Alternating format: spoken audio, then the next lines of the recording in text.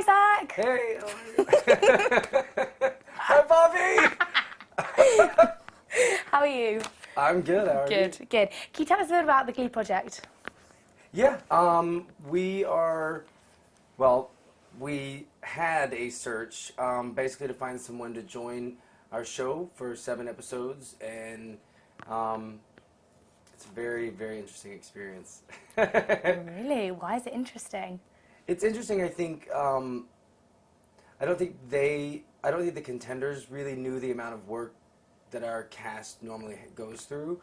So I think it was very eye-opening, and I think, as a viewer, you'll be able to have a little bit of insight into what our cast has to do, every week in order to make an episode happen, as far as the rehearsal process and the pre-records and the cameras, and it's very insightful to the scripted show, and I think it's also, it shows how much work really goes in on our actors, or really how much work the actors really have to put into the show. I mean, what would you say makes a kind of a Glee member? I mean, what are you trying to make these contestants become? I don't think I'm trying to make them become anything except confident and really just to be themselves. And there's not really a formula, which is so great. Like, there's not any way that you can really be the best every week unless you approach it head on and you dig deep and you go. And this isn't the kind of show that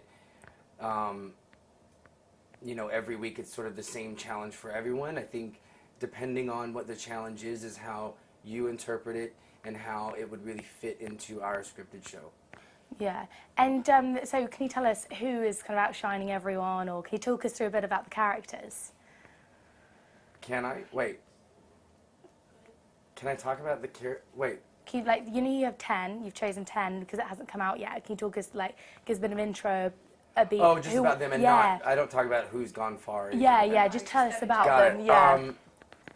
Yeah, we have, out of the 40,000, we ended up with 12 contenders that are, well, there's a little bit of everything. It's a weird sort of spice rack of talent. I mean, we definitely have some amazing singers, some interesting dancers. It's and then it's really just a wonderful array of young talent, and it's wonderful to see what they can all bring as far as their own individual flavor. Who do you think is the strongest singer out of all of them?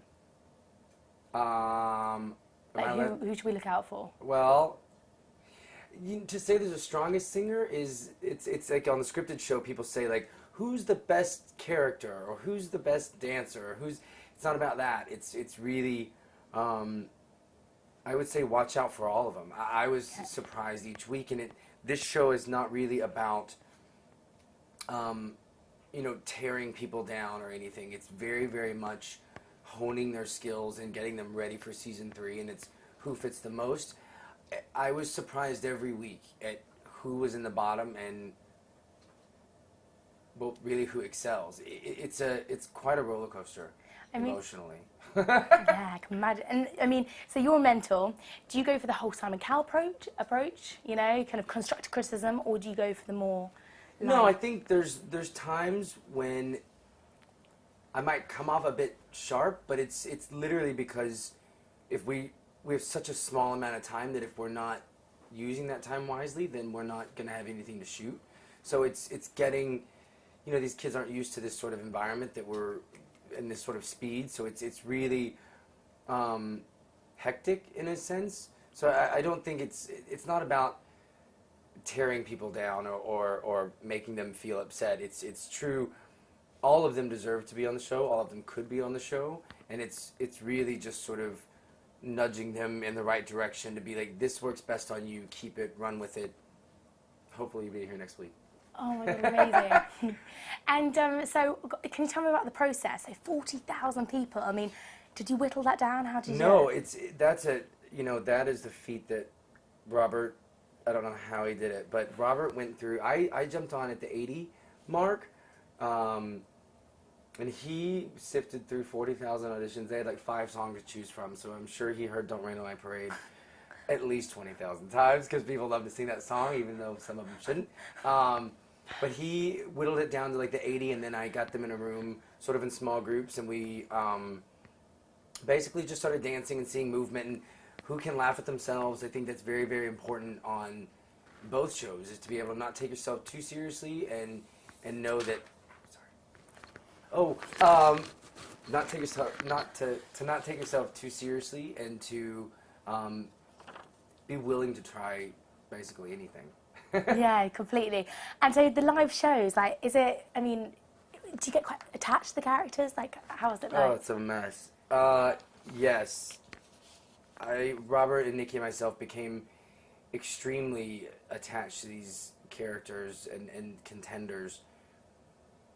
It's interesting because Ryan becomes attached to these characters as well, and you know, it gets very, very difficult. We had lots of long nights of who's going to be the one to leave, and you know, some of it, the duration of time that it takes to actually lose someone from the Glee project, you know, it's whittled down and edited so you don't see us really there forever, like giving the pros and cons of each person. But it was a very, very sort of diplomatic approach on really who can get to the end result the fastest. Yeah, completely. And so, I mean, if you could describe 3 characteristics you look for in a Glee cast member, what would it be? 3 characteristics for a Glee cast member. Honesty, openness, and then there's that one that has no word for it. It's that special factor. It's a vibration. It's a feeling that it's sort of a magnetism, but it's all of that in one. And some people have it, and some people don't. And this is a group of kids that they all have that. Whether or not they make it on to Glee from the Glee project, they will go far. Oh, yeah, I can imagine. And so, talking about Glee now, how long does it take you to even choreograph one episode? Oh, gosh. You know, it's weird because it all depends on the number and who's in it and how much time is going to be needed. Some actors need a little bit more loving, and some are a bit faster.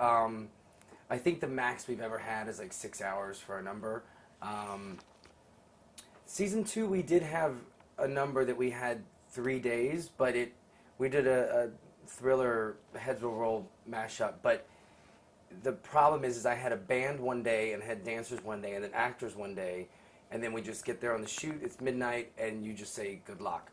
So you're just making sure that the band, because it can be lethal weapons. Like there's smoke everywhere, and people got prosthetics on, and then there's band members with huge instruments, and you're just crossing your fingers like, dear God, don't die. I haven't killed anyone yet.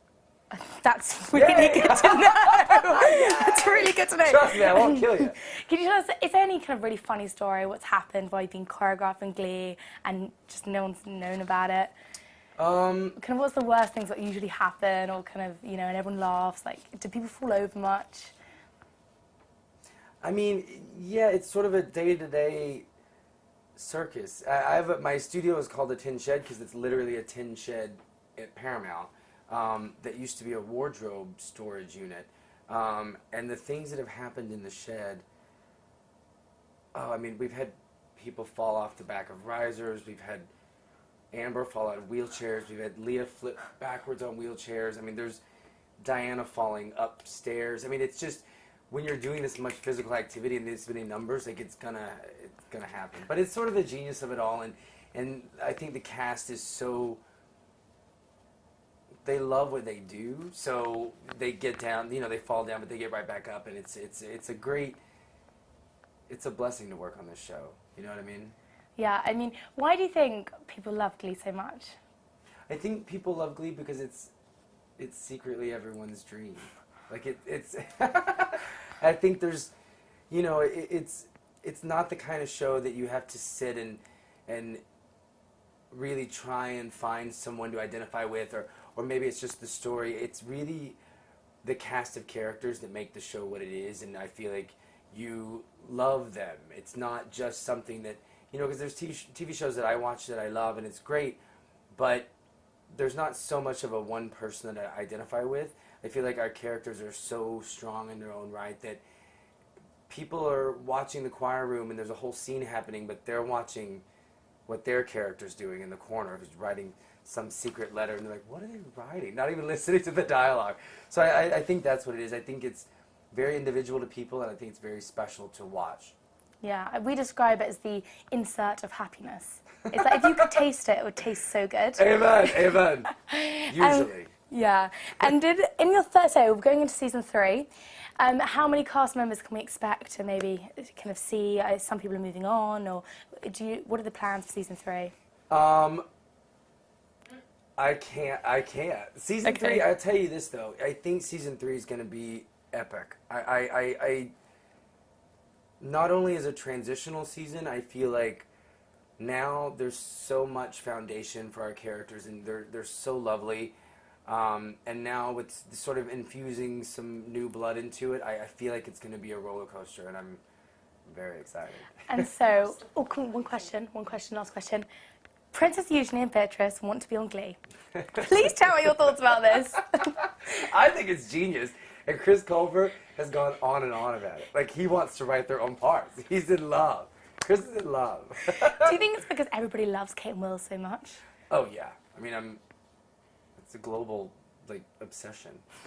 Maybe they'll come do Glee. How funny. Okay, amazing. Thank you. Thank you. Amazing. Thank you so much.